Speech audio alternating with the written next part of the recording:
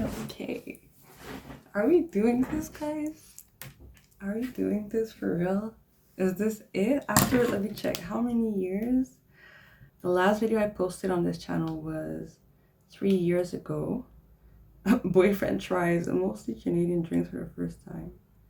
Boyfriend is now fiance, by the way. 3, 2, 1, make some noise! I just felt Soooo's presence. What the hell is happening in Shibuya? You changed your home screen? Isn't she hot? You like that new intro? You like that intro or no? Season 2, baby! I'm getting ahead of myself. Grab a drink or something. I have Invisalign, so my drink's gonna be water, unfortunately. So I'm Kakes Talks. This is my little corner of the internet where I just share a bit of my life with you. Back in the day, that used to be mostly couple stuff because that was what was new or what I found interesting in my life at the time. My interests kind of changed a lot. We're still madly in love. He's the love of my life. But I just want to focus more on other parts of my life for this channel. So a lot of travel vlogs, a lot of just in general living life with a job and managing art on the side, managing multiple hobbies. I'm a serial hobby collector. So yeah, so if you're interested in that kind of content. Oh, and I'm also really into books again. So I started a book channel, which I posted my first video. I should have posted it by now. It'll be linked somewhere here and in the description box. But yeah, I have a book channel now, so doing a lot of stuff. There's a little bit for everyone. So if you're interested in me, if you like me, just follow me, okay? So yeah, that's me. Now, the topic of this video. There's 2 reasons I wanted to film this video in particular. The first was to sort of reintroduce myself. And the second reason is, again, a lot has changed in 3 years and a half. And I feel like a lot of it has changed for the better in my personal life. And a large part of those changes come from my change of career, but not because of the nature of my career. So it's confusing right now, which is why I wanted to make this video. The point of this video, let's make it clear right now, is not to romanticize any type of job. So a flight attendant, the jobs I'm going to talk about. This is literally just me sharing a tiny sliver of my life that I thought was sort of an awakening for me. And I know during that transitional time for me after university, I watch a lot of videos kind of like this, or just videos of people feeling lost after grad school, feeling lost after school, quarter life crisis, all those types of videos. Like maybe it's because the algorithm knew my For You page was like filled with those type of videos, but in a sense it was very comforting to see those videos, because yes, it sounds kind of effed up that like watching other people struggling was comforting to me. And that's not what I mean, but you know what I mean, right? Like when you see other people going through the same thing as you just feel less alone. So it normalizes it, and then yeah, that made me feel better. And I'm not also here to tell you what to do at all. Like those type of videos I would always click out of or feel icky about, because like, you don't know me, you don't know my situation, how can you tell me what's best for me? So I'm not trying to do that at all. It's really just my favorite videos were the ones where people just tell their stories, and sometimes I could connect with some parts of their story. I just felt like if even one person can feel that way by watching this video, mission accomplished. And if not even one person can feel that way, I'm gonna watch my own video and feel that way. So I'm gonna be that person. And also I think this is a great sort of little check-in for me. I can't wait to look back on this video, let's say 5 years from now, and see where I am at that point. I feel like I'm at a good place mentally right now. I feel happy, and I feel like that's all you can ask. Being healthy and happy, you're privileged. So, you know, it's a great little reminder of how I feel right now for later times where inevitably, of course, I'm gonna feel down at times, or I'm gonna, you know, doubt what my choices and stuff. That's just human. That's just normal. I don't have it all figured out at all. So it's gonna be good for me also to come back to this video and remember why I made these choices, and why, in the present at least, why I feel like I made the right choices. All right, so let's get into it. So here in Quebec, in Montreal, after high school, you have to go to Cégep. I think it's the only place in the world that you have that, by the way. Whatever. Before going to university, if you go to university. So in high school, let's make this really short. I was freaking obsessed with League of Legends. Like, I would go to school, go home, play League. All that to be Heartstuck Silver, by the way. Okay. I need to stop. Okay. Yeah, so I was obsessed with video games, and then came around the time to choose where we're gonna apply for, like, you have to apply to CEGEP and different programs, right? Like, first choice, second choice. And I was like, damn, when I was younger, I wanted to be a veterinarian. I think up until the moment I had to apply, I wanted to be a veterinarian. But then I thought about it really. I was like, do I just like the idea of being a vet, or do I, like, what do I think I really want to do? I'm like, you know what? I love League of Legends. I love video games, anime, stuff like that. Let me go in that industry. Let me go in media, or at least, at first I was like, let me go in video games. So in CEGEP, I did a 3-year program. Here it's called a technique, and it's kind of a program that's like professional training. So you're supposed to be able to just go to, like, on the job market after that. You don't need to go to university after. Like, you get all your formation for that. And I did a media integration technique. So a lot of my friends actually from that program worked right after, and, like, you know, you don't need university after.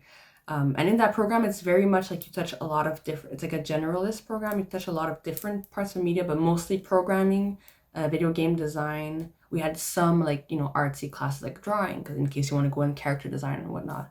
And some, like, we had a Photoshop class, video class, animation. So it's very much preparing you for just media. And that's back then. So I don't know how many years ago that was. That was probably 8 years ago. I don't know. That's aging me a little bit. That was a while back. I was so set on going into video games, and then there's something about me and being like, the last minute I'll change my mind. Like with the veterinarian thing, at the last minute I was like, you know what, I'm gonna go in video games. And that was a surprise for, well, it wasn't a surprise when you look at me, because I was always stuck on the computer, but same thing for when I was about to graduate that program, that technique. Towards the end, I'm like, you know what, I did an internship, and the one part I really loved about school at that point was my video classes. I started also editing, like, some YouTube videos back then. We're not gonna talk about those. Another channel, another time, another me. It was a younger me. But I was doing YouTube on the side, like, editing fun stuff, like edits, whatever. And I was editing those things, and I really liked video editing. I loved it, actually. And then when it came up time to either go on a job market or go to university, I'm like, you know what, I'm gonna apply just to one program. If I get in, I do it. If not, I go on a job market. It is what it is. I said all in, baby. All in. So I all in. I applied to film school in Montreal, and I got in. I got into film school. I was very proud of myself.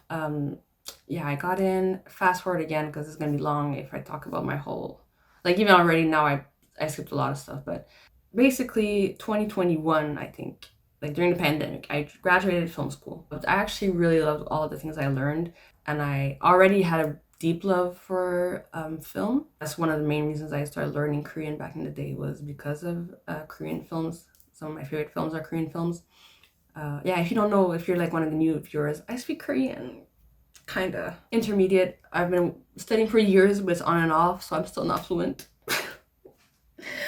But again, another video. So I graduated in 2021. At that time, I was early/mid-20s, okay? Yeah, I graduated during the pandemic. I didn't even walk across, like, the stage. Can you believe that? I did all of that school, graduated, to not even walk across. So I guess at some point I'll have to do a master's just across the little walk off my bucket list. But I did graduate. I have my diploma, everything. I got my bachelor's in film production. After that, this is where some of y'all might relate.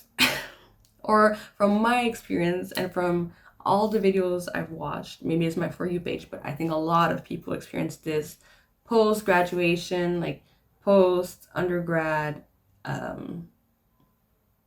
existential crisis, shall we call it? And from what I've gathered from looking at a lot of people, talking to people my age in the same situation, and looking and watching a lot of YouTube videos about this, because I was deep in it, I think this is a result of your whole life you've been in school, right? Your whole life you've been told what to do. In my case, I was very much a people pleaser, I think. So in my sound classes specifically, like I was told I was really good and I had a future in sound. And then I'm like, you think so? So let me work it as a sound editor for the rest of my life. And in the end, I'm not a sound editor right now. But I'm that type of person. Like, if you tell me I'm good at something, I used to be that type of person. I'd be like, oh, really? Validation, even though I was already validated. Like, I have internal validation, but man, I love some external validation. I eat that shit up. All that to say, so after school, I was feeling a bit lost. And since end of high school, I've always worked and paid for my own school since then, so cégep and university. I worked many different jobs. So after graduating, I was like, okay, I guess I'm supposed to find a career and stick with it. But there was this wave of like normalizing. Like, I think our generation is like, we don't necessarily have to go for one career and just stick with it. And already that sort of wave validated my feelings, because I don't think I'm that type of person anyways. So that was validating to see, like, okay, you can live a productive life and be a part of society without choosing a career and having to stick with it the rest of your life. So I wasn't feeling too depressed, but after school I had like a terrible job experience, which I thought was going to be my dream job actually, which was related to my degree sort of, but because of someone there, which was a higher position than me, it was the worst job I've ever had in my life. And I'm really proud of myself for actually having quit that relatively early. So a few months in, I didn't go the whole way. And that's like a PSA. Don't feel bad to like quit toxic situations or things that are not for you. Sometimes, I know it's more normalized nowadays, but I still felt at that time a bit of shame, but not enough. Like, if it's toxic or it's for whatever reason, it's not a good place for you, get yourself up out of there, which I did, and I'm actually really proud of myself for doing that. So it didn't like affect me too much, because I was like, my mental health is getting terrible right now. I need to leave. So I did that. But then again, I had to keep working. Like, I've never been out of work for much, to support myself. At that point, I was already living, with my current partner, Bo, which you guys already know if you've been on my channel before.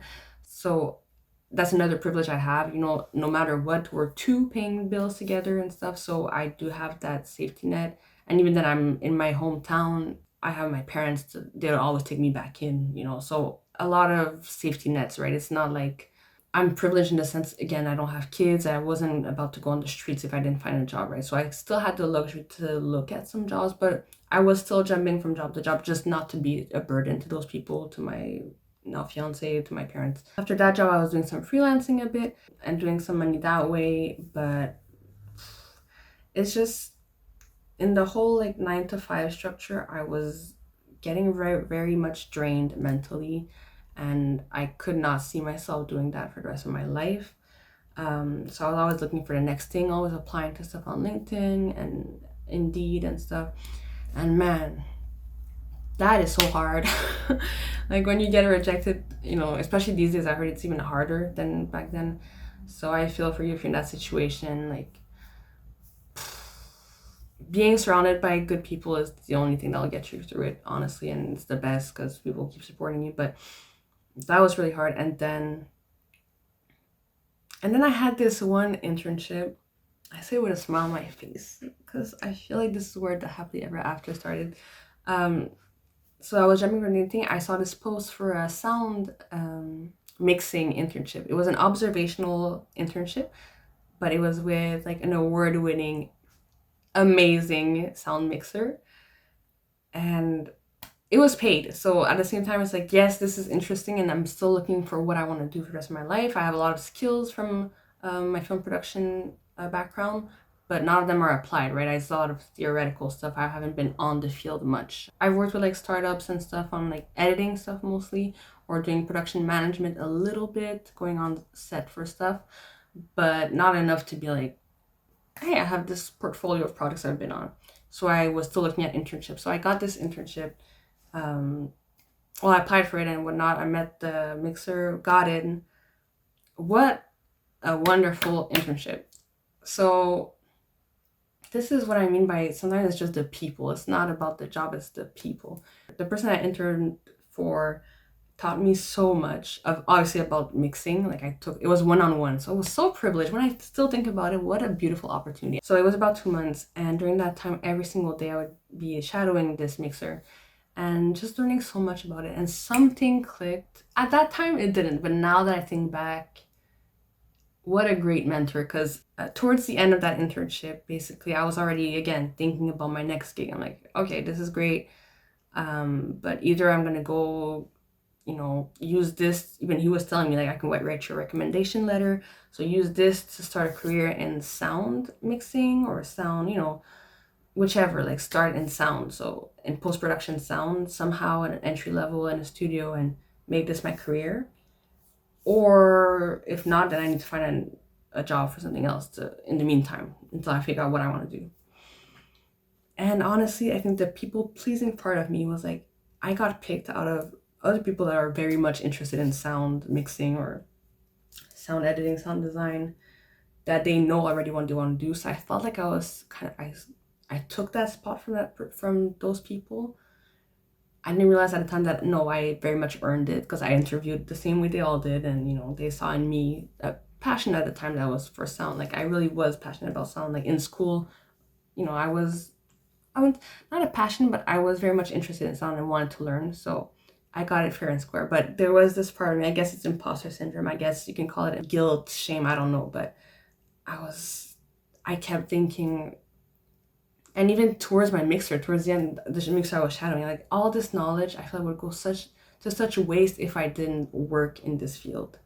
And now that I think about it, isn't that crazy that I was so like stuck in that mindset that I was about to get a job and literally make it my career just because I didn't want other people to feel like they wasted their time on me?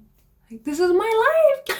And of course, I think there's an alternative universe where I do work in sound post-production and I'm happy. Like, it's not, again, this is very much first world issues. Like, it's not like I would have been, well, maybe I don't know. I think I would have been unhappy eventually.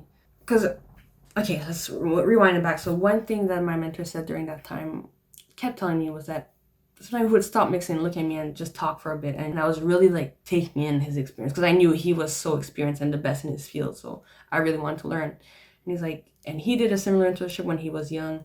And for him, sound mixing was a passion. Like, he was going home thinking about mixing films and thinking about, the next project and really thinking of the project all the time. And you would go to the park and hear things and, think of the soundscape of, and like you can tell he was passionate about sound.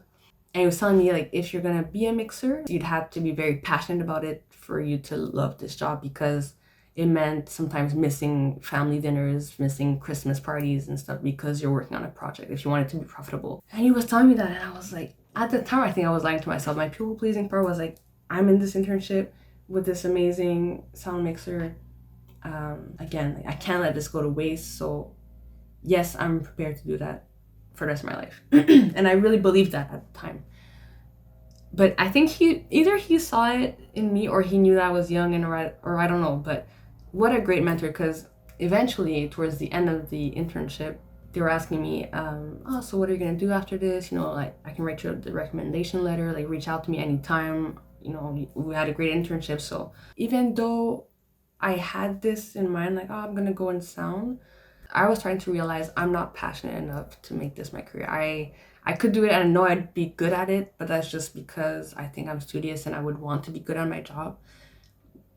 But I wouldn't be passionate about it. I wouldn't have the same passion that it would take I wouldn't have the passion it would take to be the best at my job. And I feel like I would want to be the best. You know what I mean?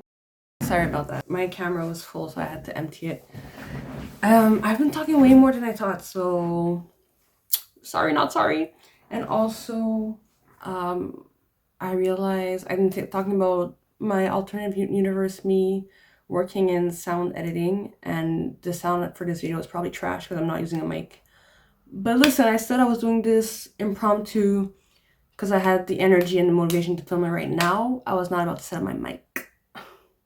Okay, don't come at me, bro. Okay.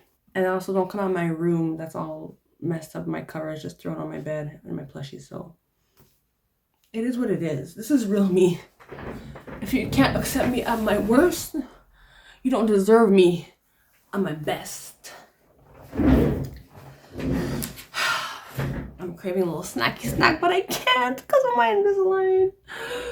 This is week 3 out of minimum 2 years. If you've done Invisalign or braces, leave some tips in the comments. Okay, where was I? I don't even know. Right, okay, so towards the end of the internship, it's wrapping up, maybe a week left.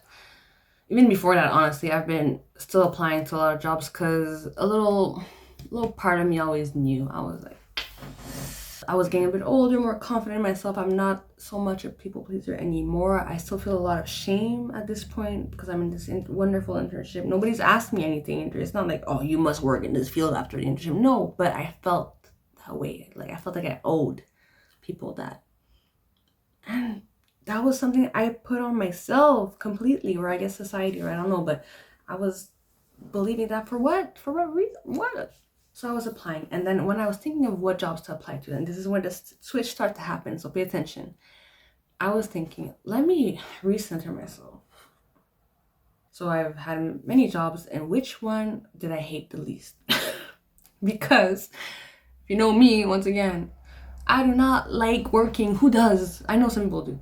I know some people are very ambitious and they love their careers and whatnot. Those, like, you know, the people that say do what you love and you'll never work a day in your life. Great, Miriam. Great for you, but have you heard of hobbies? I can love my hobbies. I can love watching Vampire Diaries, binge watching Vampire Diaries and anime. Is that gonna pay my bills? Annie, is that gonna pay my bills, Chelsea? No, I'm kidding, because I know it's very valid. Some people believe that and they actually do what they love and they really feel that way, and bless their soul. And maybe I wish I was like that, but I'm not. Listen, for me, as soon as I work, I make something my job, I lose all the fun of it, and I start hating it. Or not hating, but it's a job, okay? For me, I read that somewhere or saw a meme, or I don't know, I saw that somewhere. That, like, a job is basically a means to, like, secure a place in society, and then what you do in your free time is who you are. And that's who I am. Some people function like that, some people don't. Everything is valid. Everybody's valid in that. But that's me. So which job did I hate the least? And I was thinking, I'm like, actually, it wasn't when I was doing stuff related to my degree. For whatever reason, it was when I was working at Six Flags. So I worked at Six Flags for 5 years, 5 summers. It was a seasonal job. And actually, at that point, it was a job, when I thought about it, really, like, that I hated the least, because, and this is when I started to connect the dots. I'm like, why was that job cool? First of all, the vibe. So that's not really a good reason, because that can be at any job depending on your team. But I love the fact, a big one for me was that when I got home, there was no mental charge. I did not think of work at home, because it was like, you're fully there, present and working, doing your job, being professional when you're at work. When you go home, I was completely detached. There was no, like, the teacher has to correct homework. If you're in, I don't know what type of job, if you're a lawyer, you have to work on your case at home. This is all based on the shows I watch, by the way. I don't know any lawyers personally, so I don't know. But a lot of jobs you have to do either work at home or mentally you're thinking of your job at home here. And even some jobs I had previously, like when I was editing projects, I was thinking, or when I had to pitch ideas or for certain things, I was thinking of my job at home. And that was too much for my little brain. I'm someone that realized I cannot have that. I can't. Or I'll do it if I need to, but ideally, I won't have that kind of job. So, okay, I need that type of job. It was customer service mostly, which is draining in itself for a different reason. So it's like emotionally draining, I guess. There's a lot of interaction with people. But still, when I looked at all the jobs I did, I felt like that was less draining. And that's a lot to say, because when I was working at Six Flags, it was like a weird schedule where you work multiple days in a row and then you have multiple days off. And sometimes during, like, big weekends, you would work, I think, 12-hour shifts. So physically demanding job, but I was less drained than other jobs when I was sitting at a desk. And I think that's just how I'm wired. That's just the type of person I am. Some people, it's the complete opposite. But the key thing is know yourself. And I know it's key. Who am I? But realistically, even me, like, sometimes days I feel like I don't know myself. But overall, I think I know myself at least more than when I was in school. I feel like when you jump into society after school, you're forced to really look into yourself. Or not, and do like I almost did and just say like, okay, I'm good at this. People say I'm good, let me just do this, and then do this for a few years and then be miserable. And then regardless, you'll have to at some point look into yourself and be like, what kind of person am I? And that's when I realized, okay, let me start applying to customer service jobs that won't require me to have like a mental charge at home. And what was another thing that I liked about that job?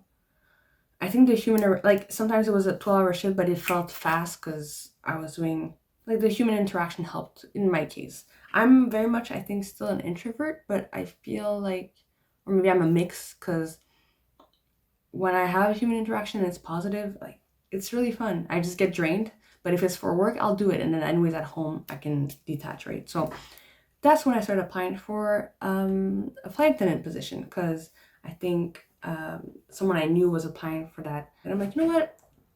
It's kind of similar to Six Flags when you think about it. There's a security aspect. You have to be professional and like make sure the clients don't get hurt, and the passengers don't get hurt. So there was that transferable skill. And it's also customer service. And so a lot of things were transferable. So I'm like, okay, I could see myself being that. So I applied. But again, I was applying to a lot of jobs that was fitting that description. So while I was in my internship, still about a week left, I got an answer back and I got the job for airline here. So I was considering it and I talked to my mentor about it. That's what I was going to say.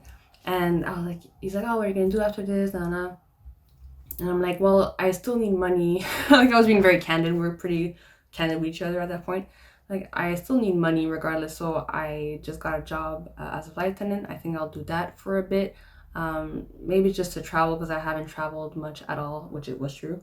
Do it 6 months or something, and then I'll focus on sound. That's what I said. And that was honestly sort of my plan, just because I had no idea what being a flight attendant was going to be like. There was no guarantee I was going to like it. So I'm like, worst case is like, I'll have done something else, a new job and a new experience. And then my internship supervisor told me, he was like, because I was saying I'm going to go back to sound after that. He's like, or you might like it and end up becoming a flight attendant, right? And I looked at him crazy. I was like, me? After all those years of studying I did, all like getting into that very contingenté program, like in film and stuff, you think me, I'm going to throw that all away to become a flight attendant? You must not know me. And that was me being brainwashed, having brainwashed myself, thinking that somehow if I worked in something related to my degree, it would be more like of a worthy job. I don't know. In a twisted way, I was like, oh, that's gonna be more valid than if I work as a flight attendant. Which, newsflash, is not. I guess it depends on who you are, but for me now, like, I realized that was a wrong way for me to think. It's just, again, it went back to me feeling bad about having done all that for nothing. Because I'm like, I could have been a flight attendant when none of all the studies I did and all the time I wasted. But again, I did not waste any of the time. I loved what I learned in school, and I'll talk about it later, but I think I'll use a lot of those skills, and I still am, when I'm editing for YouTube, for instance, or when I'm like writing stuff, I still write on the side. So it's not knowledge lost, but in my brain, it was like, I need to use that knowledge and those skills and that career. It has to be related to my undergrad, or else I wasted time and money. And again, since he said that to me and he was my internship supervisor, I was like, how can you say that? Like, aren't you the one that wants me to work in this? But he never said that. Again, that was me thinking, wow, like, if I don't work in this field, these people will be like disappointed in me in some way. I think I was really thinking that, like, not realizing it, but I think that was my mindset. So when he said that, like, or you might just like it and that's completely fine, and become a flight attendant, and I'll say hi to you on flights. He was joking around, and he was being like seriously encouraging. I was like, what? You're not gonna be disappointed? Obviously this was all in my head, like I never said that, but that was really, I think, pivotal. Yeah, I think so. So the last day, I told him at first, my plan was to be a flight attendant for half a year or a year max, and then I'm gonna come back to sound. And he was like, you know what, that's great that you have that plan. Like, he was not minimizing me at all, but like, but if not and you become flight attendant, that's great as well, you know, wishing me the best. And if I did want to go to sound, he'd be like more than willing to write me a recommendation letter and whatnot, and guiding me that way. So a great person. So the type of people you meet, isn't this a great story? I feel like I need to write a book. Anyways, so after that, did my training, quite hard, became a flight attendant, and now I've been a flight attendant for the last 2 years. But that doesn't fully explain why I'm happy, right? What is the happily ever after part? So I like my job. I do not love it. Again, I'm not someone that believes in like doing what you love. For me personally, I know that works for other people and that's great, but it's just for me, it doesn't work. I like to do what I love on the side. And again, this ties into why I love my job right now as a flight attendant. The main reason is because, first of all, when I'm at work, the work I do, I was right with the Six Flags things is very similar in the sense that time flies. I'm around people. Most people are super nice. I've had just in the last 2 years a very positive experience overall. My company is great. I can't say anything bad about my company. I've been supported through a lot of things. The job itself, I like when it's a good day, it's a great day. When I'm at work on a layover and I'm like, man, that was an easy flight, it's a great day. Of course, there's the rough days where passengers, you know, are missing their connections and are stressed and you have to deal with that. But again, that goes back to your customer service skills. There's days where I can do up to 5-6 flights a day. So you think at the end of that 5-6 flight a day, I don't feel tired and I don't cry myself to sleep? Maybe not cry myself to sleep, but I have rough days too. But like any job, like no job, I don't think is perfect. So I still think right now it's the best combination, best job for me, and I don't see myself quitting anytime soon. I'm not saying you need to become a flight attendant at all. It's not for everyone. Again, I'm privileged enough to share my expenses with my partner. A lot of flight attendants have second jobs, so again, you see the issue here. That's why there's a lot of talks of some things that need to change in the aviation industry in general. So it's not for everyone. Do not romanticize it. Especially for junior flight attendants on reserve like I am. It works out for me. It will not necessarily work out for you, but this is just me sharing my experience. And if you can relate, great. And I hope, you know, some parts of it can help you in your journey. That's it. So I'm not telling you to drop everything and become a flight attendant. And most importantly, I love the lifestyle that it gives me. So the main thing I realized, again, having this job is definitely I can't go back to a 9 to 5 or something that's like in the office. When I was an editor for a bit, although I love editing, the lifestyle that goes with it. So, you know, most of the time, probably 9 to 5, Monday to Friday, and sitting and editing, I don't think that's for me at all. And that's something I wouldn't have realized, I think, if I didn't go back to customer service after graduating film school. So this long way to go back to customer service made me realize that I think for me, the best use of my skills is to have a day job that is like interacting with people and that gives me so much mental freedom. Because again, when I'm off the plane and I'm at home, I do not have any homework or I don't have to think about work at all. And that's when I can focus on my hobbies. So the reason I've been so happy since becoming a flight attendant is not because of the job itself, is because of the lifestyle it's given me. So the flexibility of the job and my free time. Again, when I say know yourself, I really realize that I'm someone that collects hobby like is my job. And I recently came to terms with that not being a bad thing at all. It's just different. And one of my friends put it really well and actually really helped me love that part of myself. I don't even think she realized how much that meant to me, but if she's watching, I don't know if you remember this, but one time I was telling her like, I changed again. Now I'm into, dancing. I'm into painting all of a sudden. I'm into, at one point I was like gonna go back to school to be a physiotherapist. I was really, during those 3 years, like I skipped a lot, but I was a bit lost, okay? But I was telling her hobbies, like I'm reading this, or I got into crochet recently, or I was telling her about some job that I had, and she was like, wow, it's like you've lived so many lives. And I was like, that kind of eats. Like the fact that you're so young and feel like you live so many lives. I remember thinking that's the type of person I think I am and that I want to be. And I think if you're like me, just view it that way. So maybe sometimes a change of perspective that'll make you think of it in a positive way. And if you realize that that's what makes you happy, being able to do all those types of hobbies, then finding a job like I did that allows you to have a lot of free time and a lot of free mental space will allow you to spend a lot of time on those hobbies. And for me, that's happiness. Like right now, today, I'm at work. I'm on reserve, but I haven't been called yet. It is the tail end of summer, so it's less busy. Of course, sometimes I always get called on reserve. Sometimes in the middle of the night, so it's ups and downs. But when it's good like this, that, you know, I needed a day off today, and it so happens that so far I haven't been called. I'm able to film, you know, do one of my hobbies, which is get back into YouTube. And I'll be able to keep crocheting. And that's why I put my little collection here. These days I've been doing crochet plushies, which is my new hobby, and what I think I want to turn to my very first small business. So if you guys want to learn more about that, you can follow me on IG and TikTok. It's called Plush One. So recently I started making crochet plushies. And right now, again, when I have free time, I just crochet them, and I'm gonna make a lot. But yeah, do you want to see? So that's what I just finished this morning. Is Carol from Card Captor Sakura. Isn't he so cute? Oh, so yeah, that's my current hobby / my new obsession.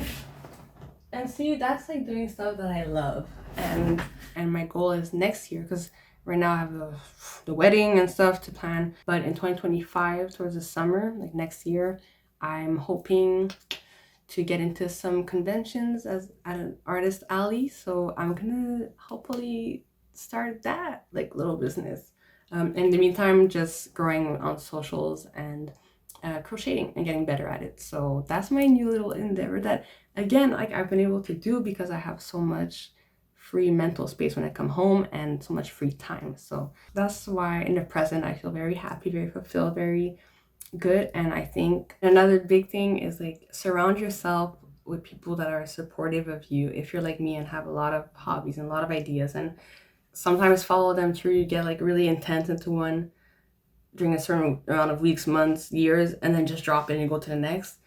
If you're around the people that are like-minded, it's gonna help you so much. Because for me, that's another reason why I don't feel bad about being that way. It's like I have artist friends that are like that, and also my family, even if they're not like that, they're so supportive. Like, just a little anecdote, like a few weeks ago when I was like, guys, I'm gonna start a crochet plushie business. You would most people, especially with me always having new ideas and stuff, they'd be like, okay, Cakes, okay, let me know when that actually happens. Or they would the total opposite. Like I was like, guys, help me brainstorm a company name idea, and my siblings were gathering around and like throwing out names, and even that night I was like, I wrote in my journal, I was like, I'm so blessed to have a family that supports me throughout all my shenanigans and just believe in me to my core. Like no matter what I do, they believe in me as a person, and that feels amazing. And if you do have people like that in your life, I encourage you to really let them know how thankful you are. And those people in my life, if you're watching this video, I'm actually so thankful. Merci les amis. You guys are so supportive of me all the time. It really warms my heart. And if you don't have someone like that, I hope that I can be that person for you. You know, by watching this video, you see that other people are like you. I hope that you feel validated. I hope that something in my story helped you. Yeah, and who knows? So for the future, I don't know what the future holds for me. Again, I like being a flight attendant. I think I'll keep doing that while working on my small business on the side. Please support me if you want to root for an flight attendant artist like me. I really appreciate it if you just in the comments. Actually, those are the best when I read your comments. But subscribing would help too, and liking this video, and following me on my crochet IG page. Yeah, I think this was a little bit all over the place. Sorry to future me for editing this, and also sorry if even after editing this is kind of all over the place. I apologize, but I did really want to just put that out there. again, to help even one person feel seen, validated, and also just to like share that little part of my story with you guys, and also to kind of also reintroduce myself and let you know what's going on in my life in the last few years, so that way you know what to expect in the next videos. So because of my new job and my stuff that I do on the side, I think what I'm gonna post most on this channel now is either travel vlogs, weeks/days in the life vlogs, sometimes when I have a nice little layover, or I don't intend to film anything at work itself, but sometimes if I'm on a layover and I have free time, maybe visiting a new city, I might post that. But not anything like on the plane or whatnot. I just want to keep my job separate. I always have, and we'll keep doing that. Some of that, and bring you along with the beginnings of my new small business. So maybe a little studio vlog here and there. I feel like the essence of my channel is still the same. Like when I have things I want to share with you guys, I will. But that just gives you a little preview of what to expect in the next videos, and that's also based on all the videos I already have lined up that I know, like my content. I have a lot of travel vlogs that have been filmed, some edited, some not yet. So look forward to those in the next few weeks. I'll try to keep posting weekly, but I don't want to feel too bad if I'm not able to be that consistent. I'm just gonna give my future self a little grace, okay? But I will try. That was a lot. I hope that wasn't too boring. I don't think it was. I hope you liked listening to me yap. Usually I don't yap as much as usually vlogs and stuff, but I just didn't want to sit down this one time and talk to you guys, woman to whoever you are. So yeah, thanks again for watching. If you made it this far, are you in love with me? I'm kidding. If you made it this far, honestly, look out for my next video. It's going to be my vlog in Cancun. If you're into books, fantasy books, romance books, all types of books, follow my book channel that I'll have a link somewhere here. Thank you so much for watching. I hope you have a wonderful week, day, whatnot, and I hope you find whatever it means to you, your happily ever after. Oh, is that gonna be an outro, or is that a bit corny? I don't know, but yeah, I hope you're gonna be happy. No, I hope you are happy in the present. Let's leave the future to future you, okay? In the present, I hope you're happy and healthy. And if not, I'm sending you all the positive vibes in the world so that you become that. So thanks for watching. Bye.